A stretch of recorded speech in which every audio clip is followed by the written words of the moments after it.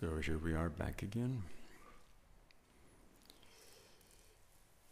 in the presence of all sources of refuge and aware of our connection to all beings.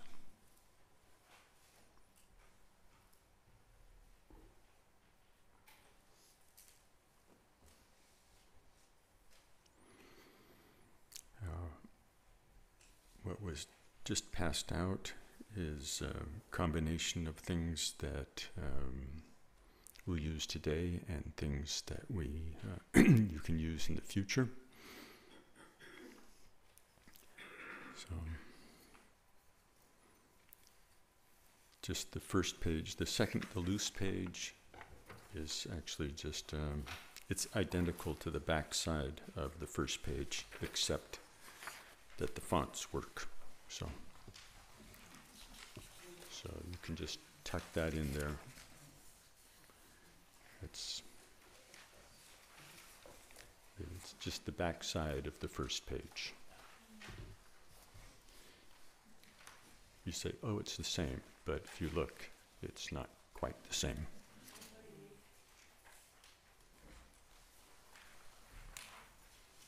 Okay.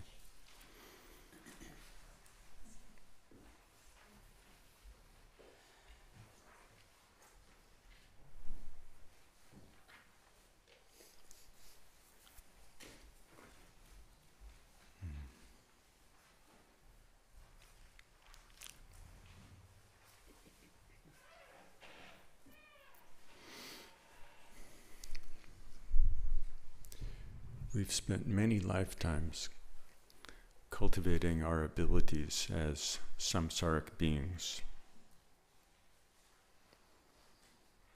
knowing who we are and what we're doing as samsaric beings, having plans and ideas about ourselves and ideas about the world, and ideas about others.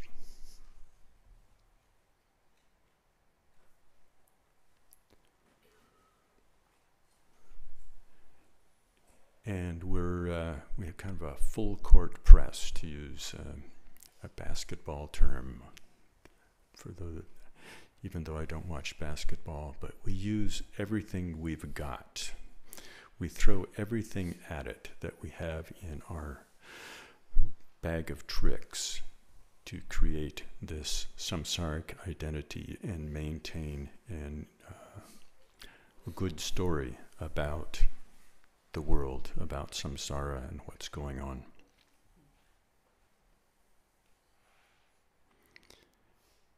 There's nothing in our abilities that we don't use.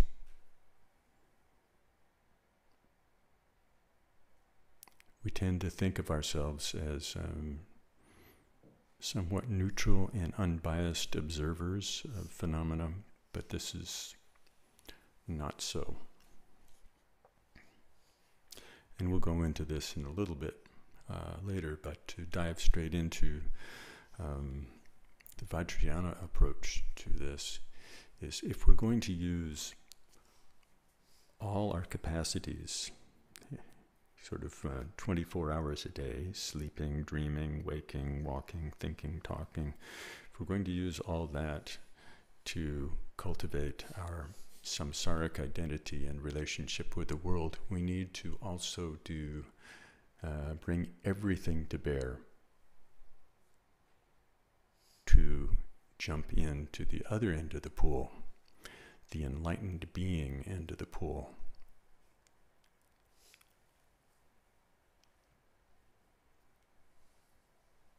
So all the ways that we go about imagining ourselves as ordinary beings, with the ordinary stories about our ordinary selves and our ordinary friends and neighbors.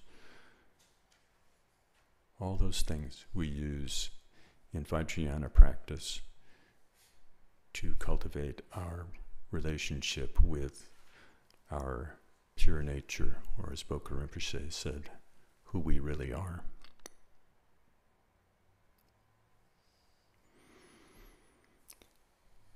In most English texts related to Vajrayana practice, the word visualize comes up, or visualization comes up. And so visualize yourself as the bodhisattva, this, that. Visualize this. And it sounds like we're only using the capacity of our experience to imagine what we see. And while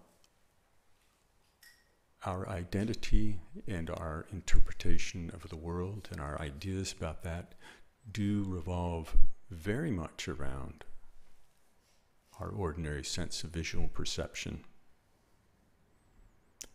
In Vajrayana practice, the word visualize, you should always expand that instantly to include all the capacities that we have.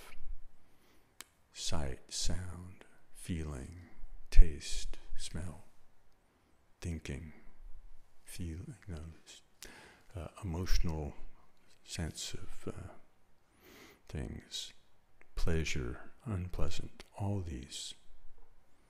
Every aspect of our experience.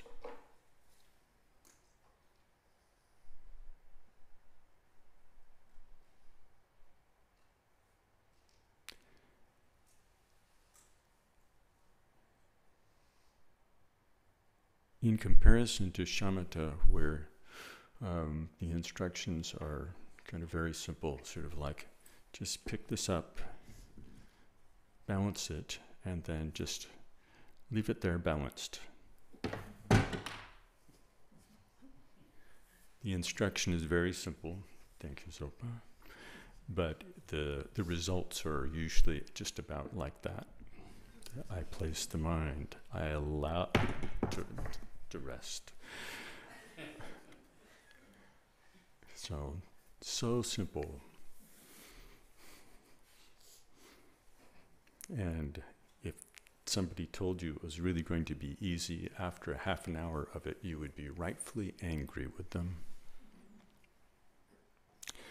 Vajrayana practice is not so simple in the instructions, because we actually have to look into all the different ways that we hold ourselves as a being, to connect with the potential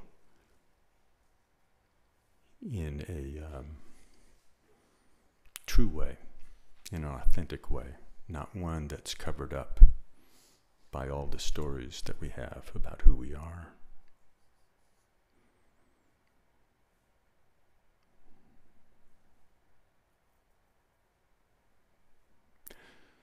So we have to learn a new version. We could say it's arbitrary, but it's not exactly arbitrary. The visualization, the image of Chenrezig. We have to pick something, and since this image of Chenrezig with white in color, 4 arms, and all the ornaments, this is the product of some realized master's meditation, then it has more likelihood for us to be able to work intelligently with it, to work productively, than if we just stick with our own fabrications.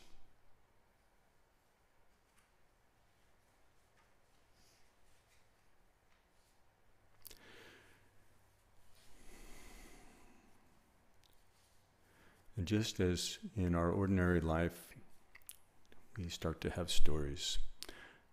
Things like, well, I used to be really good at doing this or that. I used to be really good at this sport, but then I had this injury, and now I'm no longer good at it. And so when I look at or think about this, I think about my back. I think about, I used to be able to do these other things, but now I can't.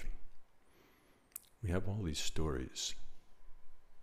Everything has some kind of meaning wrapped up into it.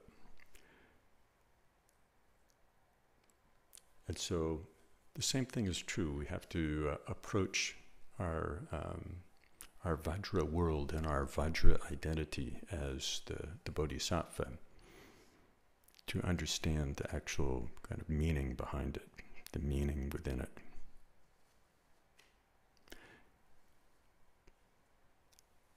If you look at the front page here, in Vajrayana practice we have the clarity of the image, which is the same thing as just being able to very vividly appreciate all the aspects of the visualization and the imagination of ourselves. We also need to have an appreciation for, it's sometimes called the pure meaning, but other times just recollection of the purity. And so just as I think of my back and I think of the time that I injured it and this and that, when we look at the form of Chenrezig, it tells a different story. The key thing that it is based on is that all our experience is actually experience of the mind. And while we may intellectually understand this, and it's very hard to actually come to any other intellectual conclusion about our experience. We see things, but we have to say, I experience seeing things. If the experience of me seeing things would not be there without my awareness, so it arises as a form of awareness. The same thing is true of all the senses. But even though we can intellectually come to some very firm conviction that it can't be any other way, we live our lives as though we're kind of the innocent bystanders. All this stuff is happening. It's actually, yeah, we're aware of it, but it's all happening somewhere else. We don't appreciate our own experience as the play of the mind. And with all Vajrayana practice, it's all premised on the view that our imagined Vajra body, our imagined Vajra speech, is all the play of the mind. And it's much easier for us to take this seriously because we know we imagined it.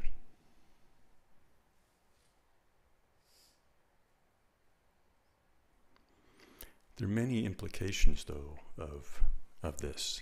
And when we look into the recollection of the purity or the pure meaning, we start to see some of these things. We can look at the page that says the summary of elements of the visualization for Chenrezig practice.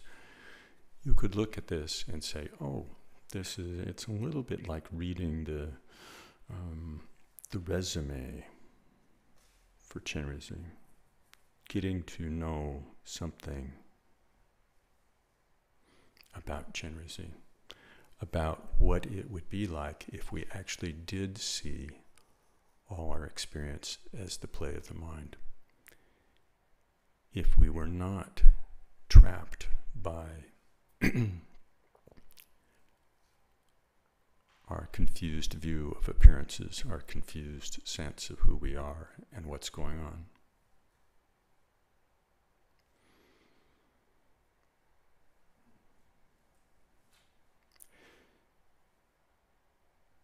In general, we're meant to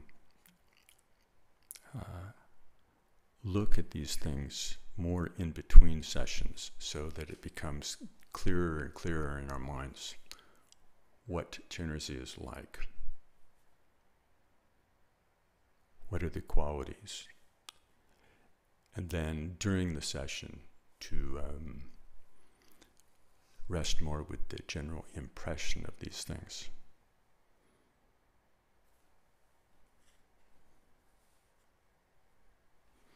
So in terms of, without going through each and every one of these,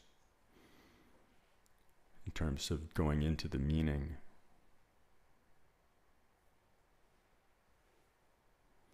if you look at the image, you can see it's a pure white form. It's brilliant, appearing like a brilliant rainbow, vividly present, but not substantial. And this white form can remind us of the profound purity, free from any patterns, habitual patterns of reaction. For one who's recognized the nature of their own minds, whatever arises is not entrapping.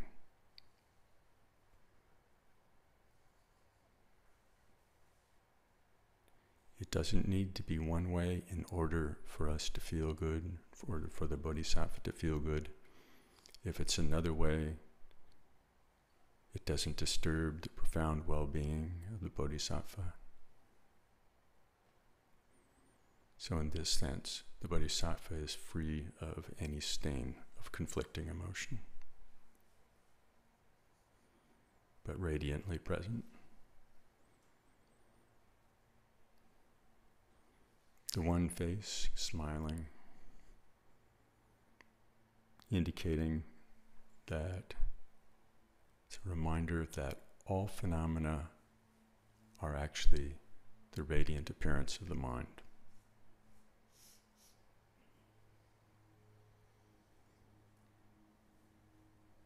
The forearms,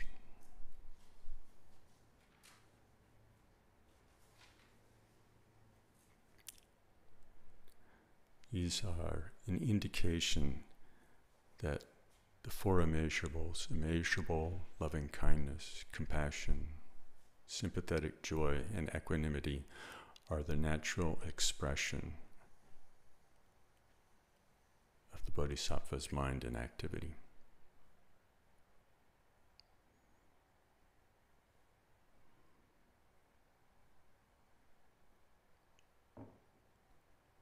When we're with somebody who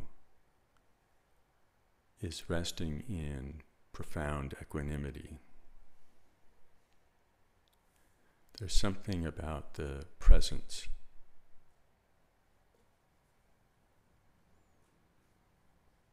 that we recognize this equanimity. And in the same way, with all the other qualities, somebody who's experiencing impartial wish for well-being for all beings, we experience that. It's felt. The same is true with compassion and sympathetic joy. Those who can tune in very easily to our situation and know what can be, what kind of resonance will be helpful to us. All these things, when we're in someone's presence like that, it's very clear. And in the same way, the appearance of Chenrezig with the four arms indicates that this is something that we would experience.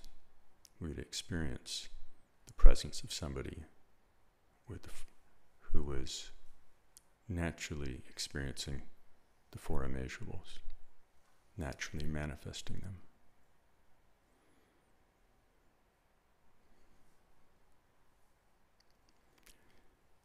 You can take time later to go through each one of these, and we can talk about them more.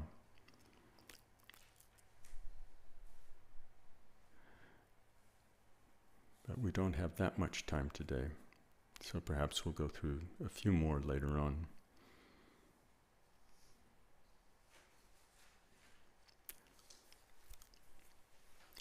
One of the recommendations for millennia when doing a practice like this, when we begin, we need to actually review the recollection of the purity, review those elements, and also take time to just sit with an image, whatever image of Chenrezig that we find inspiring. Just place it in front of ourselves, and then just simply gaze at it for a period of time.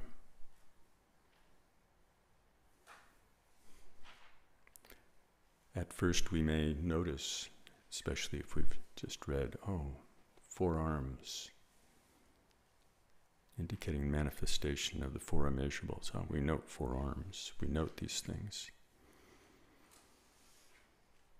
But the exercise is not intended for it to be a kind of an intense intellectual contemplation. It's just familiarization. And just that it's taken many, you could say lifetimes, but certainly many years for us to develop our own image of ourselves. It takes some time to just become familiar with this image.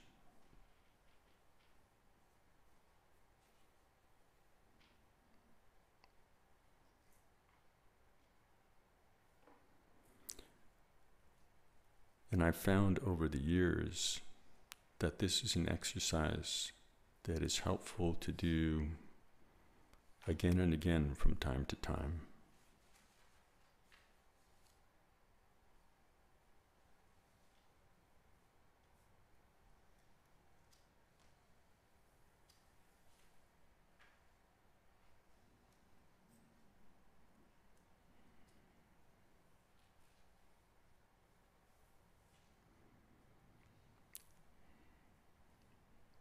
We can note the main items, like the white body, the forearms, smiling face, gazing at all beings,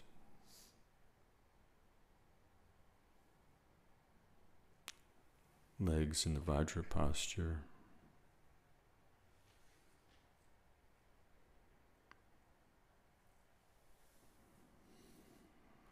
the ornaments, including the crown, 3 necklaces, bracelets, armbands, anklets,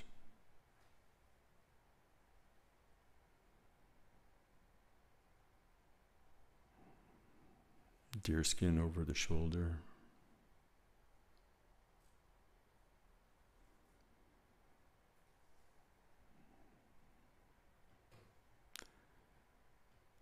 there's a white garment draped around his shoulders, small, a larger scarf,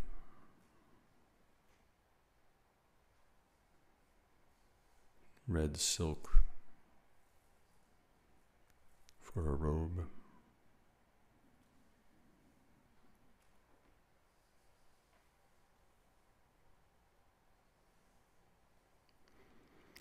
so over time and from time to time, I recommend coming back and just going through this exercise, reviewing and contemplating the recollection of pure meaning, gazing at an inspiring image of Chenrezig,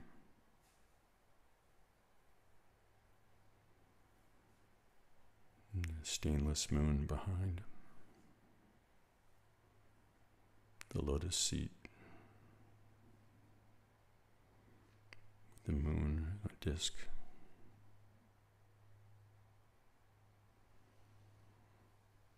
So take a moment, just alternate between gazing at the image and then bringing the image to mind in space in front.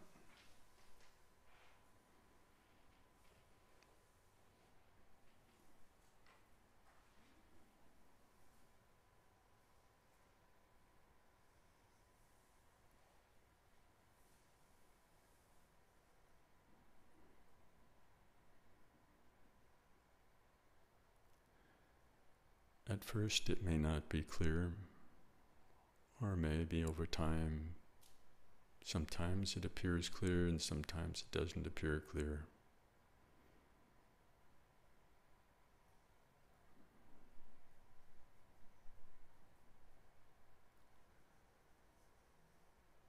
In either case, the sense of the presence, sense of the radiant loving kindness and compassion,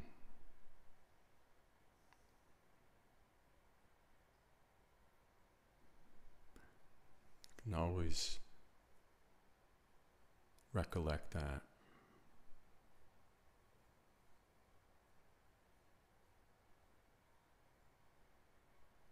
It can also be helpful to, when it's not clear, if it's kind of foggy or seems unstable, just to look as though you're perhaps looking at Chenrezig, who is appearing in space with mists coming and going, or like a reflection in water where sometimes there are ripples and sometimes they're not.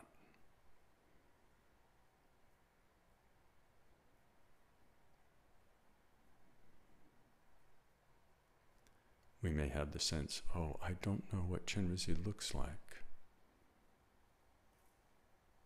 Or I don't recall this or that. But in this recollection, in this thought, oh, I don't know, there is actually something that we do know. So there's no point in getting wrapped up in sense of it being not right.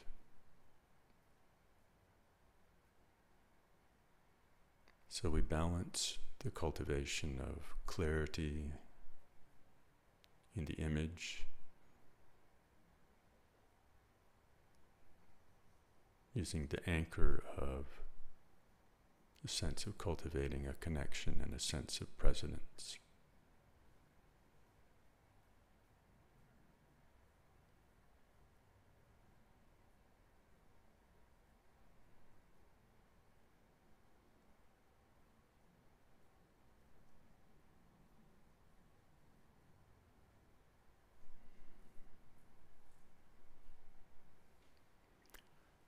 When we think of the presence of Chenrezig,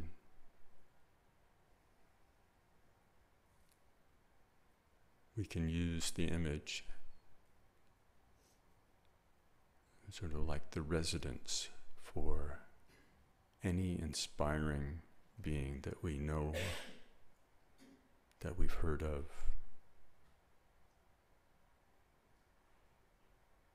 Imagine the influence of that being radiating,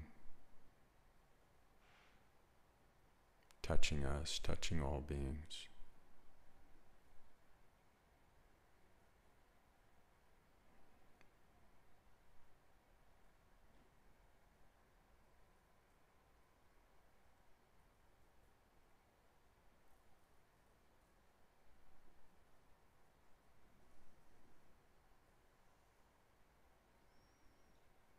We cultivate an open-hearted connection.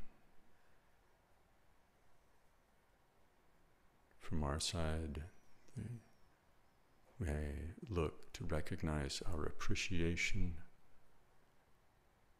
of these profound qualities,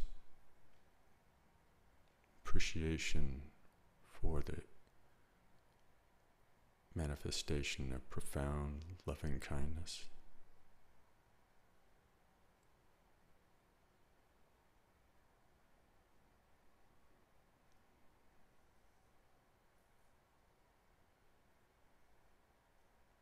So you can go back and forth a little bit between looking at the image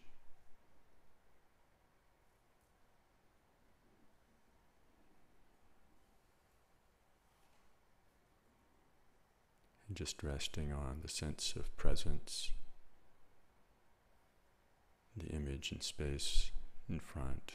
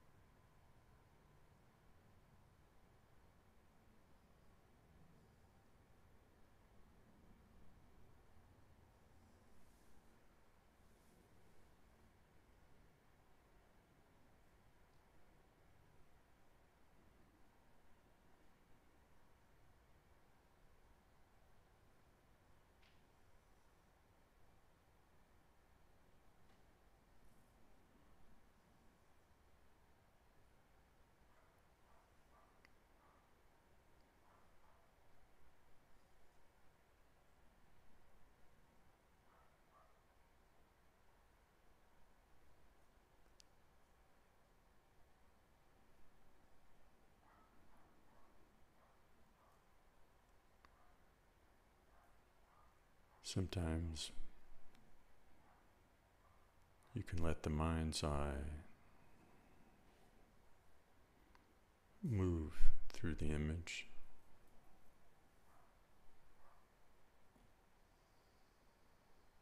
noting some details.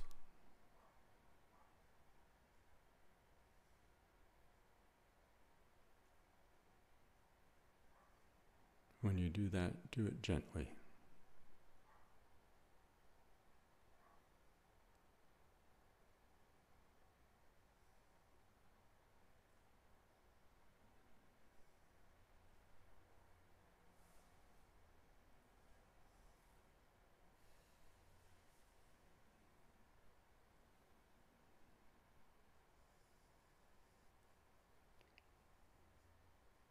Sometimes just appreciate the radiant presence.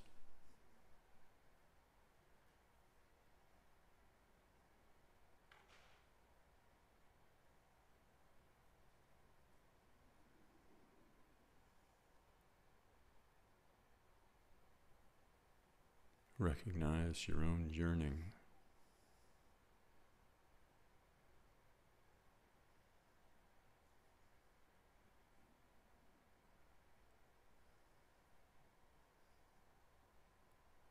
The aspiration to embody all these qualities.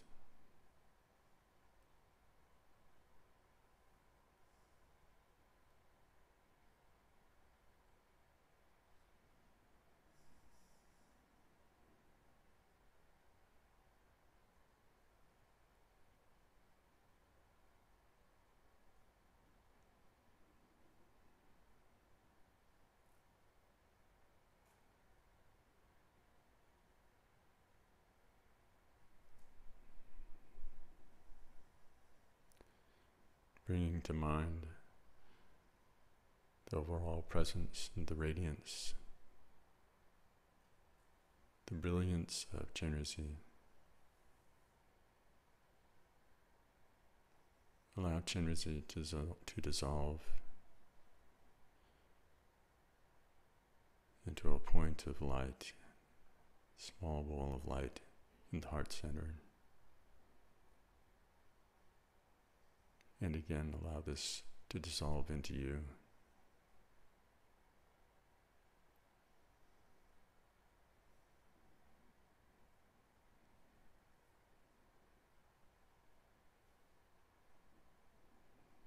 Just allow it to dissolve and rest in that space.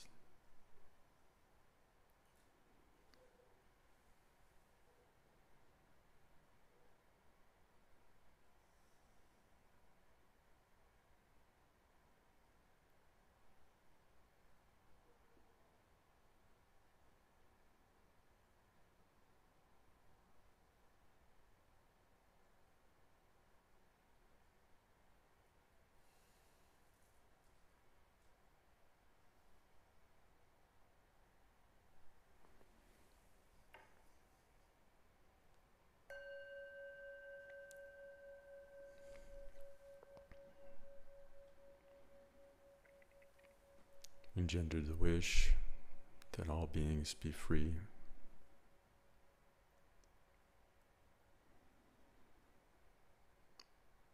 That all beings experience their profound potential.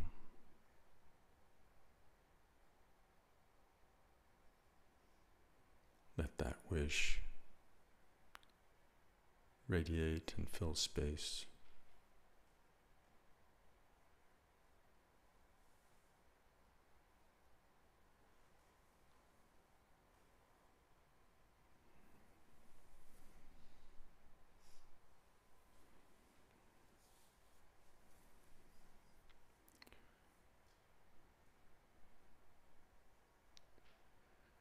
To continue, just to mention some of the other elements in the visualization. We talked about the white body, smiling face, indicating the essence of all phenomena as one. You could say the essence of all phenomena is the radiant play of the mind. There's no phenomena that does not have that character. The four arms, the four immeasurables. Holding a crystal mala in the right hand. And here, this is part of where the visualization becomes active. Chenrezig is actually using the mala while Chenrezig recites the mantra. So there's the mala is moving. We usually use it in our left hands, but in this visualization, the right hand, so it's moving, continually drawing beings to the Dharma, drawing beings to experience their full potential, profound potential. A white lotus held in the other hand. The lotus is a very key part of the understanding of Chenrezig. When we look at the mantra, Om Mani Padme Hum, Padme is the lotus. And the lotus, for those who have been to India and looked out a bus window and seen the sewage ponds next to the road and seen the lotus, brilliant white, growing in the midst of that, this is the ability of the Bodhisattva to be in the midst of whatever circumstance there is, but not be bound by that circumstance, not be entrapped by it.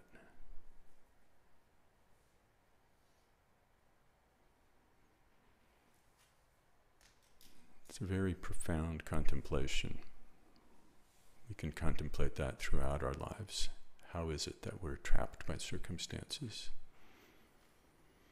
And what would it be to be able to be in the middle of any circumstance, not disconnected, not ignoring, not spaced out, or to actually be very present in the middle of any circumstance, but not be entrapped by it.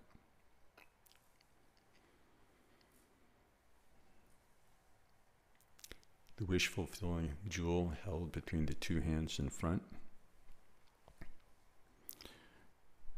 We do have some traditions of wish-fulfilling things in our culture, but this is the profound ability to offer the resource to all beings, to find that well-being in the midst of whatever circumstance, to create whatever circumstance is actually useful for the maturation of beings.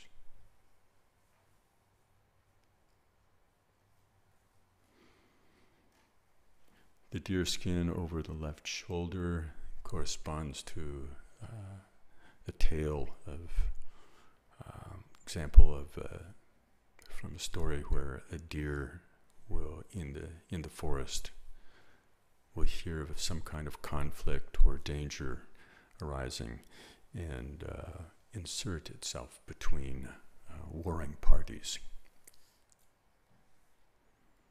A fearlessness and a profound harmlessness. And because people ask who shot the deer, nobody shot the deer.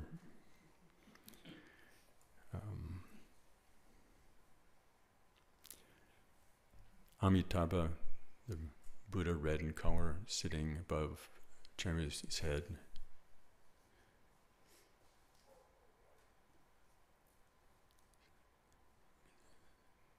Chenrezig's guru,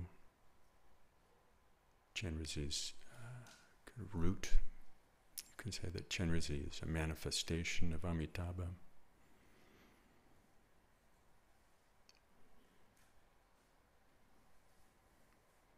Could talk way too much about all these things.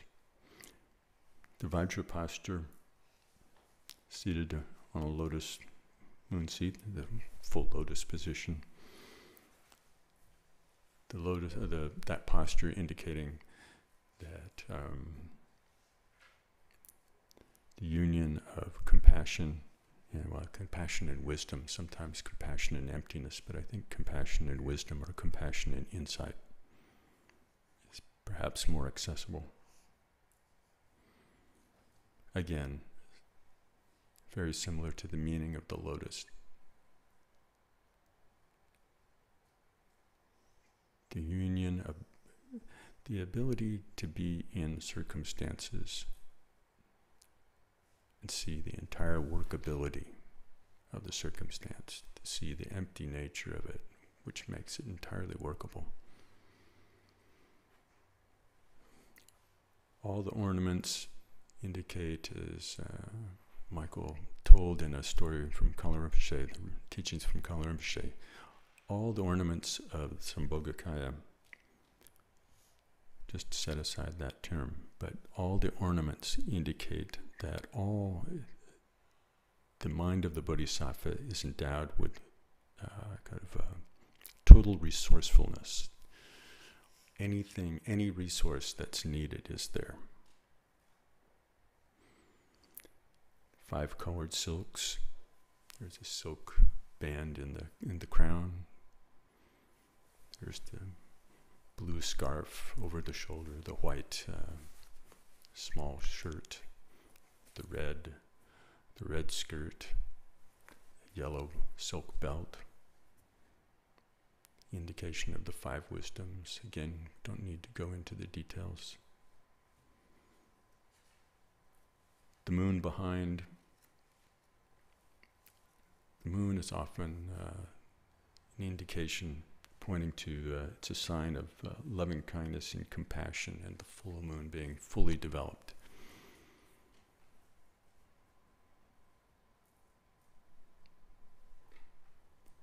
So when we look and we read these things and think of all the ways that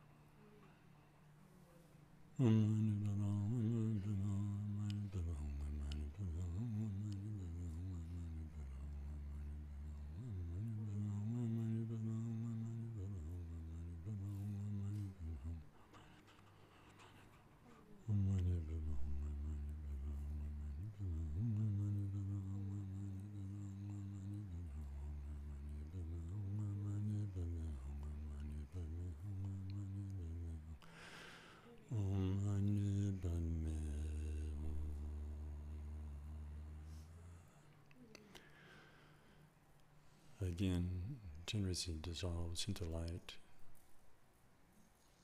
and is absorbed into us, dissolves within the space of mind, and we rest.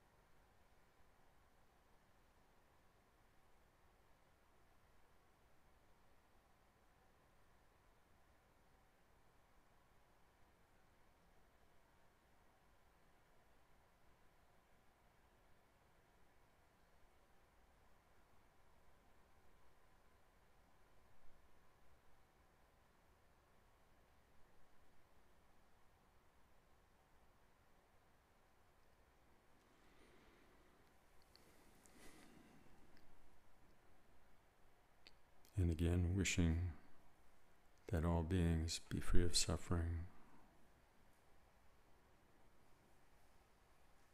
that they have profound liberation, well-being. Allow that thought to fill space, touching all beings.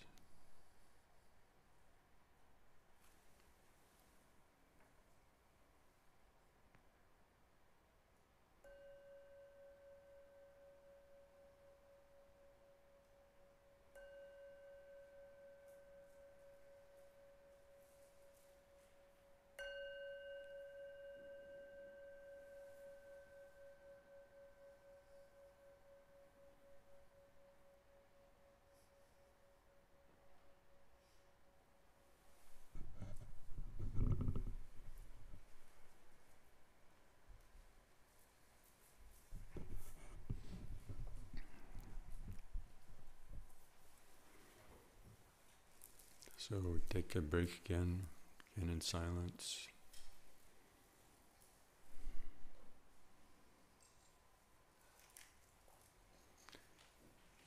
Walk around a little bit and stretch. Try to hold the presence of Chenrezig,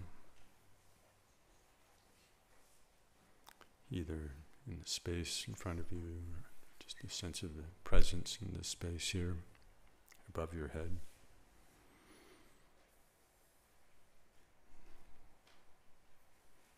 You can recite the mantra if it's a support.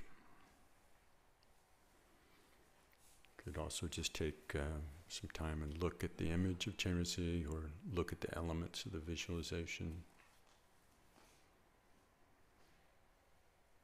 It's always possible to add more, but go gently.